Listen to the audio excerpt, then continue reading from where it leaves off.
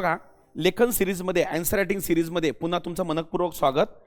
Basically ज्याला आपण monitoring policy committee म्हणतो त्यांना आपलं धोरण प्रसिद्ध केलं आणि त्यामध्ये व्याजदर हे जैसे थे ठेवले. तर या अनुषंगाने आपण एक प्रश्न तयार केला. हा PYQच्या बेसवरच हा प्रश्न आहे.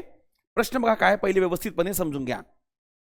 व्याजदर जैसे थे ठेवण्याचा निर्णय हा वाढ म्हणजे ग्रोथ आणि महागाई म्हणजे इन्फ्लेशन यांच्यामधील समतोल साधण्याचा प्रयत्न आहे. या विधानाच्या अनुषंगाने रिझर्व्ह बँक ऑफ इंडियाच्या मौद्रिक धोरणाची काय करा, भूमिका स्पष्ट करा. पहिल्यांदा बघा, प्रश्नाची डिमांड काय ते समजणं गरजेचं आहे बरं का, बरोबर नाही का. पहिली रिक्वायरमेंट काय की तुम्हाला ज्याला आपण मॉनिटरिंग पॉलिसी म्हणतो तो कन्सेप्ट तुमचा ठीकठाक माहीत असणं गरजेचं आहे ॲज पर डिस्क्रिप्टिव्ह अँगल. पहिली रिक्वायरमेंट ही आहे, कारण त्याच्याशिवाय आन्सर रायटिंग पुढे जाऊ शकत नाही. यामध्ये विचारल्या गेलेला आहे की ग्रोथ बरोबर म्हणजे वृद्धी आणि इन्फ्लेशन म्हणजे भाववाढ या दोघांमध्ये समतोल साधण्याचा प्रयत्न केला गेला आहे. कसा, तर व्याजदर जैसे थे ठेवून. कन्सेप्ट काय सांगतो बघा याच्यामध्ये, पहिली डिमांड ही आहे याची, आणि त्यानंतर ते म्हणते की रिझर्व्ह बँक ऑफ इंडियाच्या मौद्रिक धोरणाची भूमिका सांगा. कशामध्ये भूमिका, हे ग्रोथ आणि इन्फ्लेशन या दोघांना मेंटेन करण्यामध्ये. बेसिक कन्सेप्टमध्ये तुम्ही काय शिकल्या किंवा काय शिकत असता, तर बघा, जेव्हा RBI आपल्या व्याजाचे दर कमी करते, जसे व्याजाचे दर RBIनं कमी केले तशी बँकेची कर्जाची काय वाढते, क्षमता वाढते म्हणजे कॅपॅसिटी वाढते. समजा उदाहरणार्थ CRR पहिले 10 रुपये ठेवावं लागत होतं, जर ते कमी केलं म्हणजे 5 केलं म्हणजे 5 रुपये एक्स्ट्रा मिळाले ना बँकेला कर्ज द्यायला, म्हणजे बँकेची क्षमता वाढली. आणि बँकेची क्षमता वाढल्यामुळे साहजिक आहे मार्केटमधील लिक्विडिटी सुद्धा वाढली, म्हणजे तरलता म्हणतो आपण त्याला, बाजारामधील पैशाचा प्रवाह म्हणतो. आणि ही तरलता वाढल्यामुळे बाजारामध्ये मागणी वाढते आणि मागणी वाढून ग्रोथला काय मिळते, चालना. समजलीत परत. पुन्हा बघा, व्याजदर कमी केले, बँकेची कर्जाची क्षमता वाढली, हा बेसिक लेक्चरचा पार्ट आहे आपला.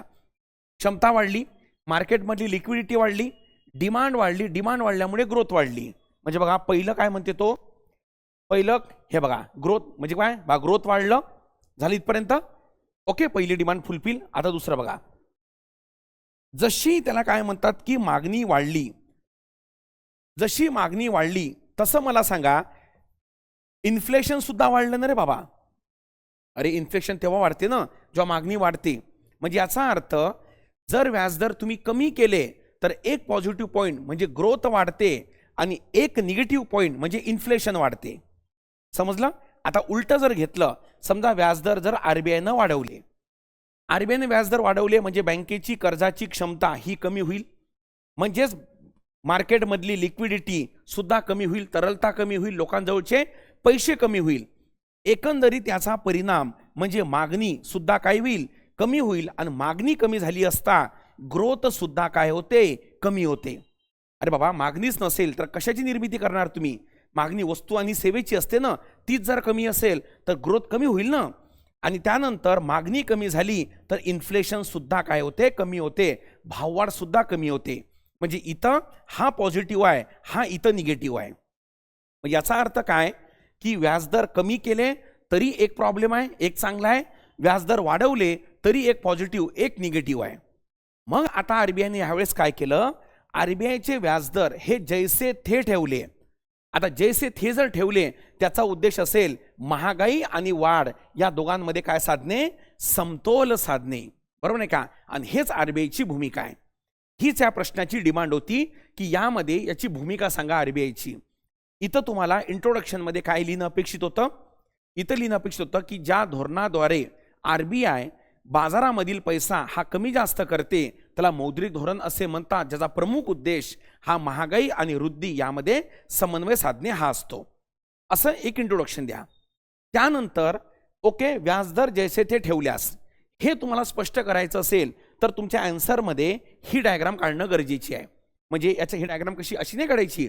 ओके, इथं लिहायला पाहिजे तुम्ही व्याजदर कमी डॅश त्याचे परिणाम, इथं व्याजदर जास्त त्याचे परिणाम. म्हणजे ऑटोमॅटिक आन्सरमध्ये प्रूव्ह झालं की तुम्ही काय म्हणजे कमी केलं जास्त केलं तर काय होते. आणि मग त्याच्यानंतर लिहायला पाहिजे की सध्या आरबीआयने व्याजदर जैसे थे ठेवल्यामुळे ग्रोथ आणि इन्फ्लेशन या दोघांमध्ये काय साधण्याचा प्रयत्न केला आहे, समन्वय, बरोबर नाही का. आणि थोडं जर आकडेवारी दिली तर फार चांगलं. आणि खाल्ल्याचं या प्रकारे मौद्रिक धोरणाद्वारे महागाई आणि वृद्धी यामध्ये समन्वय साधण्याचा प्रयत्न केला जातो. ह्या विधानाच्या अनुषंगाने हे वाक्य याच्यामध्ये इन्क्लूड आहे बरं का. ओके, काळजी करू नका. म्हणजे या प्रश्नाची डिमांड काय होती, तुम्हाला डिस्क्रिप्टिव्हच्या अँगलनं हा कन्सेप्ट माहीत पाहिजे, पहिली गोष्ट. आणि दुसरं, यामध्ये 2 डायग्रामद्वारे तुम्हाला हे जस्टिफाय करायचं होतं. चला समजली इथपर्यंत. चला तर मला असं वाटतं की लक्षात आलेलं असेलच, काही प्रॉब्लेम नाही. आणि एक सूचना पण होती बघा, ज्यांना GS3ची बॅच करायची असेल, बरोबर, तर तुम्ही करू शकता. यामध्ये पूर्ण GS3चा ओके इकॉनॉमी आणि बाकी सगळे घटक हे कव्हर करण्यात आलेले आहे. आरामात 250 मार्काची तयारी होऊन जाईल.